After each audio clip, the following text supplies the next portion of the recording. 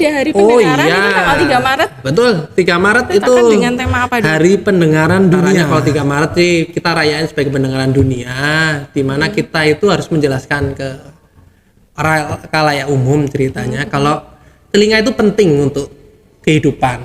Jadinya kalau pendengaran harus benar-benar dijaga.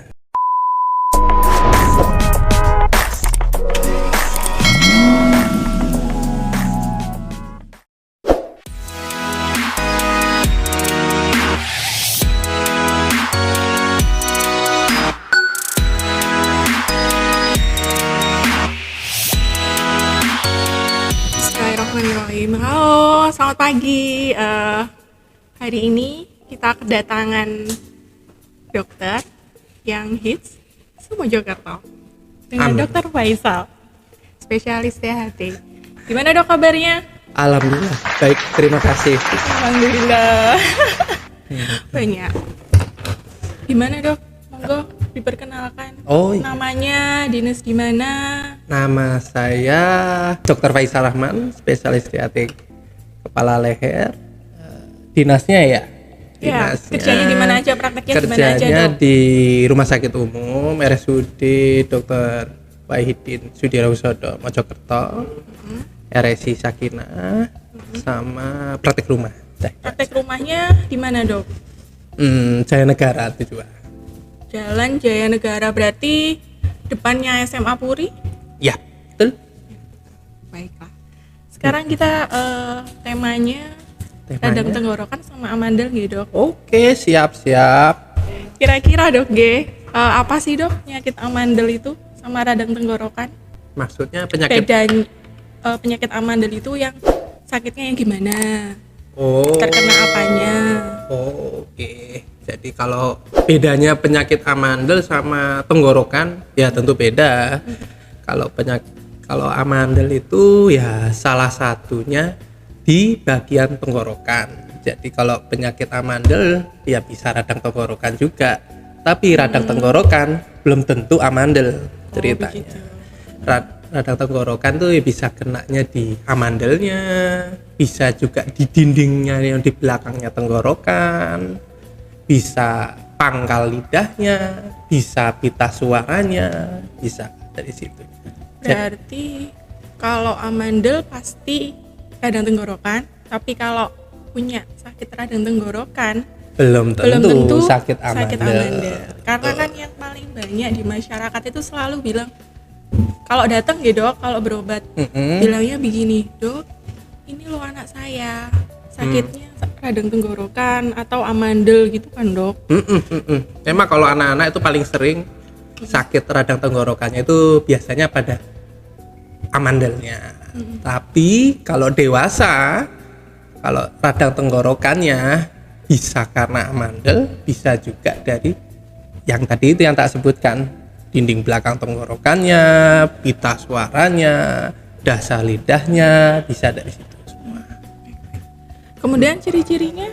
Ciri-ciri dari apa maksudnya? Ciri-ciri dari sakit, keluhan lah dok istilahnya. Keluhannya dari radang tenggorokan dan amandel atau hampir sama ya kan? Karena di situ aja tempatnya. Kalau radang tenggorokan dilihat-lihat sih biasanya kalau itu sumber sakitnya, mesti saya tanyakan ke pasien sakitnya sisi mana dulu gitu. Sisi tengah, sisi bawah, atau dua-duanya sini. Nah, kalau amandel itu ya sini sama tengah di sini. Gitu. Penyebabnya apa dok? Paling banyak dok? Amandel. Iya. Amandel itu kalau paling sering itu ya tentunya ya untuk anak-anak ya.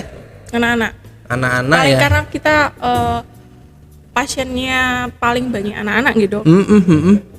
Jadi kita fokus ke anak-anak aja. Ya kalau kayak gitu sih amandel ya pertama ya mesti etiologinya, penyebabnya pasti infeksi bakteri, infeksi virus, terus daya tahan tubuh yang menurun, kecapean, terus kalau faktor makanan ya juga bisa memperberat untuk infeksi amandelnya itu. Berarti kalau bicara faktor makanan gitu, kadang itu kan amandel anakku ini kakek mangan es Oh, misalnya gitu punya ya. ini kamu juga, anakmu juga sakit nih. Ada. Oh, iya. Umpama dari pasien lah dok. Ya. Umpamakan saya pasiennya dokter. Oh, siap. Anakku ini loh dok, kakek mangan es apa ya gara-gara iku amandele besar gitu lah. Oh, gini. Apa itu benar? Kadang kan di masyarakat gitu. itu bilangnya kebanyakan es dok, air es atau ciki-ciki kayak jajanan kayak barbeque, rasa gitu loh dok. Itu gimana dok? Sebenarnya yang paling penting itu dari sebuah penyakit amandel itu adalah gennya orang, ceritanya. Genetiknya orang. Anak saya, walaupun saya dokter THT, anak saya itu suka es krim, es, coklat, kacang, gorengan, itu suka gitu. Dan tapi untungnya ngikutin gennya saya. Amandelnya kecil, normal gitu. Normal aja ya? Jadi yang paling penting itu gennya sebenarnya. Dilihat dulu dari orang tuanya, bapak ibunya, kakek neneknya, seperti itu. Cuma gara-gara gennya yang misalnya bermasalah itu, ya makanan yang biasanya memperberat itu ya yang tadi tak sebutkan, es, gorengan, pedas, terus ya kacang, coklat tuh kan alergi kan ceritanya, ada faktor alergi. Iya. Ya itu akhirnya bikin radangnya si amandel, karena amandel tuh fungsinya sebagai pertahanan tubuh pertama kali ceritanya. Jadi kalau ada makanan asing gitu, amandel itu ngenalin. Nah itu yang paling kena duluan. Sudah kenal lah, sudah tahu benteng apa maksudnya bentengnya lah mungkin ya dok ya. Iya betul. Berarti es enggak masalah gitu, tergantung gennya si anak sama apakah itu keturunan dok? Ya itu gen itu keturunan. Dari keturunan juga. Jadi kalau minum es krim yang baik itu ya es krim boleh, terus habis itu ya minum. Gelontor. Minum gorengan, minum yang air putih, bukan gula ya. Kalau gula ya tambah masalah Kalau air diabetes. dingin dok? Air dingin? Iya. Maksudnya gimana? Jadi habis minum es krim, kemudian minum air dingin, bukan air biasa ya, loh ya. air biasa. Harus air biasa. Air biasa. Itu biar apa ya? Ya kompensasi tubuh lah maksudnya. Kalau dingin-dingin nanti suasananya juga panas, fungsi untuk pengatur suhu tubuhnya nanti ya kacau. Bolak-balik panas, bolak-balik dingin. Makan panas pun goreng, misalnya panas lagi panas-panasnya. Langsung minum dingin, kacau tenggorokannya. Amandelnya jadi bingung. Ini saya sudah capek-capek ngatur pola makannya supaya untuk panas tak dinginkan, dikasih air dingin dihangatkan. Nah, nanti capek itunya amandelnya. Jadi bingung terus rusak. Rusak. Ya. Itu rusaknya itu ya tergantung daya tahan tubuhnya. Kalau daya tahan tubuhnya menurun, ya semakin daya tahan tubuhnya menurun, ya si amandelnya malas kerja. Aku capek lah. Tak kasih kirimin alarm sama tubuh nih, panas. Kayak gitu. Intinya di imun tubuh Ya, masing-masing ya pasti. dong. Gen, imun, pola makan terakhir menurut saya. Kalau pengobatannya Pengobatan dari apa nih? amandelnya Dari gimana? amandelnya? Kapan dilakukan tindakan? Kira-kira? Ya, pengobatannya ya tak lihat-lihat dulu biasanya besar dari amandelnya, Besar ukurannya. kecilnya ukurannya amandelnya ya dok? Betul. Kalau besar ukurannya dilihat dulu. Kalau misalnya kecil terus cuma merah gitu, ya tak coba dulu, tak kasih obat.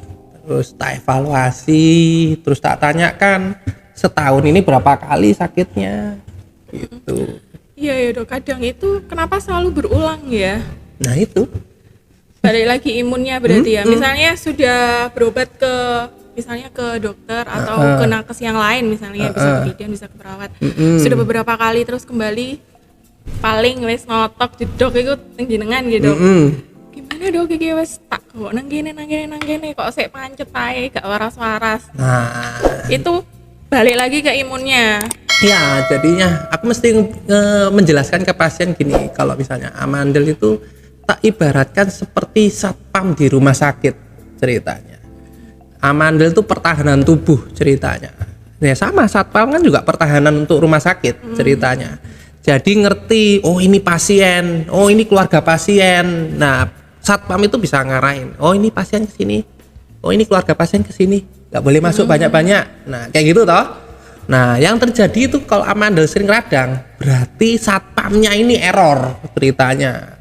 Nah, kalau tak samakan, satpamnya ini error. Kenapa? Berarti suka maling ceritanya, males ini. Nah tinggal dijelaskan sama pasiennya, ini amandelnya ini satpamnya ini error, males kerjanya, maunya ini mau diapakan, maunya apakah rumah sakitnya mau tetap memeliharanya, tapi harus ada syarat-syarat tertentu, ketentuan yang harus ditaati. Kalau ibarat itu satpam ya didiskos atau gimana, atau satpamnya yang dikeluarkan, ceritanya seperti itu. Iya, benar ya. Pokoknya ya apa caranya menjaga agar imun tubuh kita itu selalu baik dan selalu Pasti. meningkat. Sayangnya nggak ada pasti itu ya, satu. endosvitamin. Iya, harusnya ada gitu, Dok. Oh, Jadi oh. mana yang terbaik sih sebenarnya, semua suplemen atau apapun itu baik gitu. Iya. Tergantung kitanya aja mau memilihnya yang mana.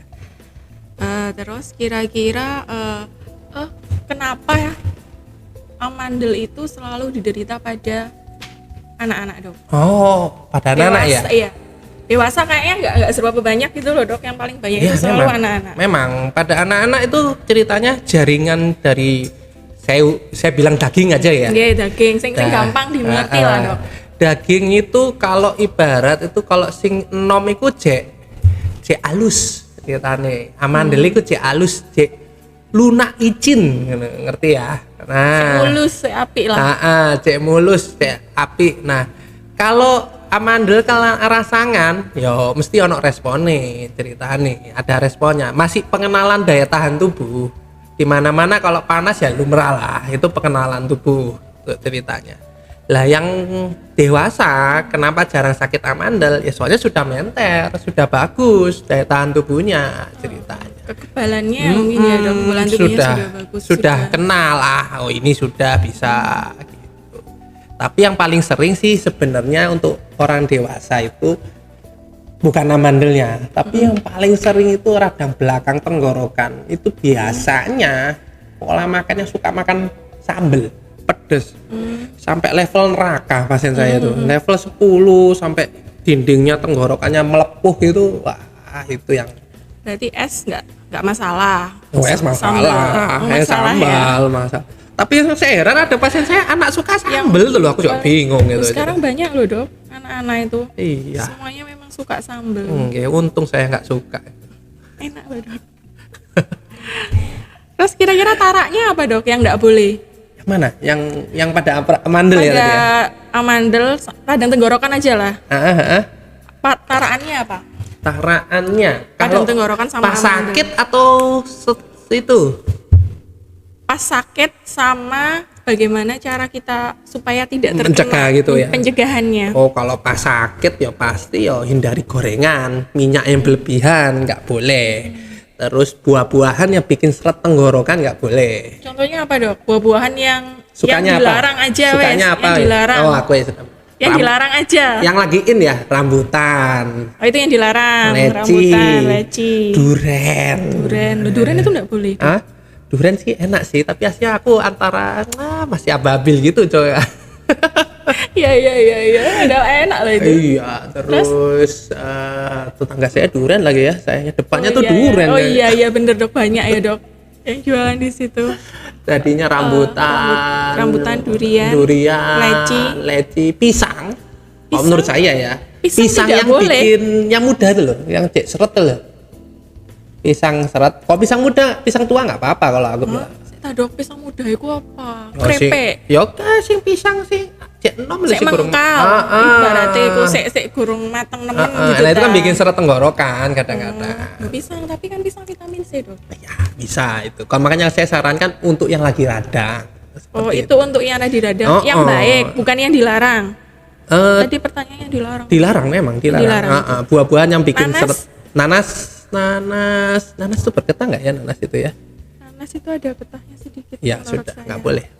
Berarti buah yang bergetah itu tidak Iya, boleh. bergetah. Tidak boleh. Yang paling yang dianjurin kalau aku sih bilangnya apel, kadang-kadang tak suruh ya. Apel juga berserat nih. Tapi nggak bikin seret tenggorokan. Seret. Bukan berserat ya. Semua buah berserat. Iya. Beda Melon, tipis ya, pepaya. Tuh. Nah, apa lagi ya? Terus apa ya, makanannya dingin nggak boleh, dianjurin yang hangat atau yang normal seperti itu.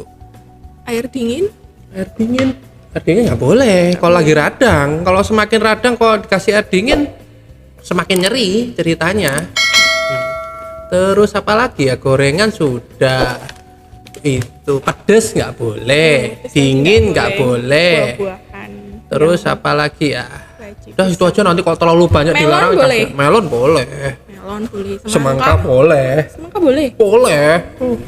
Kan berair. Iya. Apalagi? Kira-kira kadang iki pasien takok, Dok, iki kakake iki ya loro amandel. Tapi adike kok ya melok-melok. Kira-kira keturunan apa enggak ya, Dok? Ya sudah, keturunan itu. Turunannya. Genetik berarti. Iya, genetik. Kalau pasti. menular? Orang menular maksudnya Kalau gimana? menular. Kalau maksudnya dari penyakit tadi itu kira-kira menularkan enggak? Yang menularkan itu sebenarnya infeksinya, infeksi virus sama bakterinya. Nanti responnya tubuh itu kalau kena masuk bakteri virus itu tergantung yang mana yang kena ceritanya. Jadi kalau kena hidung ya jadi pilek, kena tenggorokan jadi radang tenggorokan. Itu aja sih. Setiap respon imunnya juga beda-beda lah ceritanya untuk daya tahan tubuhnya. Berarti penyakit radang ini bisa atau amandel bisa genetik, menular pun juga bisa. Oke. Terus kenapa sakit amandel itu sering berulang ya, Dok? Seperti yang tadi saya tanyakan di awal tadi itu loh, Dok. Pada anak-anak. Terusnya kayak nggak sembuh, terus kira-kira bisa sembuh total nggak? Oh ya, kalau sembuh total ya, tapi sudah tadi lah, tarak makanannya dulu yang tadi itu. Iya, balik lagi. Aku selalu jelasin bolak-balik tarak makanan dulu. Jadi sama saya bilang rumah sakit harus lihat dulu. Yang tadi tak bilangin tadi, satpamnya apakah diselamatkan dengan syarat-syarat tertentu atau harus dilepaskan. Kalau sering sakit, ya, yang paling sering gini lah indikasinya untuk operasi ya, tak jelaskan. Untuk indikasi operasinya amandel itu, indikasi untuk satpamnya itu harus dipecat ceritanya seperti itu ya. Satpamnya itu tentu harus ada komplikasi dari amandel itu. Komplikasi amandel itu yang biasanya pertama adalah ngorok. Kalau tidur ngorok. Kalau ngorok tidurnya terganggu, seakan-akan nggak napas berhenti tengah-tengah pas di tidur itu namanya kalau diagnosanya sudah obstruksi sleep apnea ceritanya. Itu gangguan tidur yang disebabkan sama amandel. Itu yang gangguan pertama, komplikasinya. Nah, terus yang kedua gangguan pendengaran ceritanya. Loh, kok bisa amandel gangguan pendengaran? Soalnya atasnya amandel itu ada saluran ke telinga ceritanya. Kalau amandelnya besar itu sirkulasinya telinga itu terganggu ceritanya. Jadinya nanti telinganya kayak terasa penuh air karena amandel. Pendengaran terganggu. Itu dari dua aja ini komplikasi. Susah tidur terganggu. Efeknya itu bikin Dok, ini anak saya bisa tidur, Dok, tapi siang-siang ngantuk, Dok. Ya, karena dia nggak nyaman tidurnya. Bukan nggak nyaman. Nyaman sih nyaman. Karena oksigen yang terima otak itu kurang jadinya. Jadinya ya ngantuk aja di sekolah, melamun aja di sekolah. Terus habis itu ada yang sampai ngiler, napasnya lewat mulut terus, giginya bogang, giginya rusak. Nah, itu karena amandel, bau mulut akhirnya dari situ. Nah, itu indikasi yang benar-benar wajib untuk diambil ceritanya. Kalau indikasinya tawar-menawar, kok menurut saya sih yang tawar-menawar ya nggak ada komplikasi seperti itu ya pastinya. Ya, tapi sering sakitnya itu ya minimal 3 kali setahun. 3 kali setahun.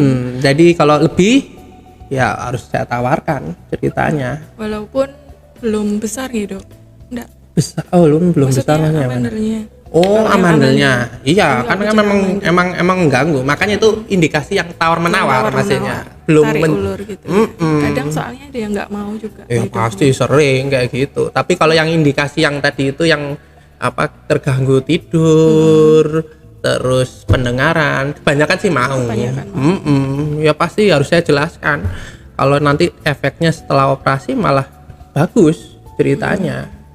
Lebih baik kayak gitu. Banyak ada juga mitos bahwa misalnya kalau kita melakukan operasi amandel Yap. ada yang bilang menjadi bodoh. Terus ada juga yang bilang kalau habis operasi amandel itu malah sering sakit. Itu gimana, Dok? Mitos atau fakta, Dok? Ya salah lah. Kira-kira? Kan salah banget lah, indikasinya amandel kan tadi itu satpamnya ikut nyolong ceritanya. Nanti ya pertahanan tubuhnya nanti satpamnya kan udah hilang ceritanya. Nah biasanya sih nanyanya bukan itu, dok satpamnya amandelnya hilang, daya tahan tubuhnya bisa menurun dok, kayak gitu. Biasanya sih kayak gitu pasiennya. Iya, itu biasanya yang ditanyakan. Ya biasanya lo kan ada yang lainnya ceritanya. Ada yang namanya kasir, aku bilang dinding tenggorokannya itu ada responnya. Ususnya juga punya itunya selnya untuk pertahanannya tubuhnya. Iya, saat itu amandel cuma pertahanan pertama aja ceritanya. Makanya itu tak bilangin satpamnya ini yang memang amandel tuh beda-beda tipis sama satpam kok menurutku gitu. Kadang sakitnya itu sepele sih, biasanya itu sering flu, batuk pilek gitu. Kalau sudah operasi loh ya, Dok. Apa itu sudah operasi? Sudah operasi amandel itu. Kebanyakan itu sakitnya sering gitu loh, Dok. Lebih sering, misalnya intensitasnya setelah operasi itu seminggu nggak sembuh-sembuh batuk pileknya, seperti itu. Enggak. Biasanya kalau sudah dioperasi malah sudah lebih bagus kayaknya kondisinya. Soalnya pertahanan tubuhnya sudah itu responnya, misalkan sudah saya bilang satpamnya ini kan sudah nggak buat radang lagi di daerah amandel ceritanya. Iya. Karena satpamnya kan sudah hilang. Kalaupun misalnya radangnya mesti bagian bawah. Bawah lagi lah gitu. Ya mencret lah apa gitu. Panas tipes. Nah, jadi kayak gitu dah ceritanya. Kalau batuk pilek nanti misalnya sudah dioperasi amandel, apakah menjamin tidak akan batuk pilek? Ya pasti batuk pilek gitu. Batuk pilek kan ada pertahanan di hidung, ada pertahanan juga ceritanya. Nah itu mungkin ya itu respon dari pertahanan dari hidung. Kita punya pertahanan dari hidung juga. Setiap tubuh itu sudah ada pertahanannya, Iya. Dok, ya. Setiap organ kita. Baik, Dok. Terima kasih, Dok, atas waktunya. Oh ya, sudah. Mungkin ada lagi. Oh, mau hari ini ya, Dok? Maret. Ada hari pendengaran itu tanggal 3 Maret. Betul, 3 Maret itu Kita akan dengan tema apa, Dok? Hari Pendengaran Dunia. Jadinya maksudnya apa nih? Aku jelasin untuk 3 Maret ini ceritanya apa gimana? Monggo ya dijelasin aja. Mungkin ada acara atau apa.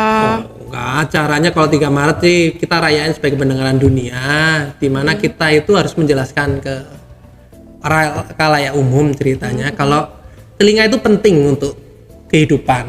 Jadinya kalau pendengaran harus benar-benar dijaga. Cara menjaganya ya tentunya ya menghindari kebisingan. Kalau kebisingan, lindungilah telinganya dengan alat bantu. Biasanya itu terjadi pada lingkungan kerja. Lingkungan kerja di perusahaan. Lingkungan Harus kerja. ada APD gitu, Dok. Betul, APD itu alat pelindung diri. Ya. Beda sama yang COVID dulu ya. APD-nya beda ya. Ya. APD-nya ini untuk telinga ini ya. Untuk telinga. Jadinya memang harus dipakai alat pelindung untuk telinganya. Ceritanya seperti itu.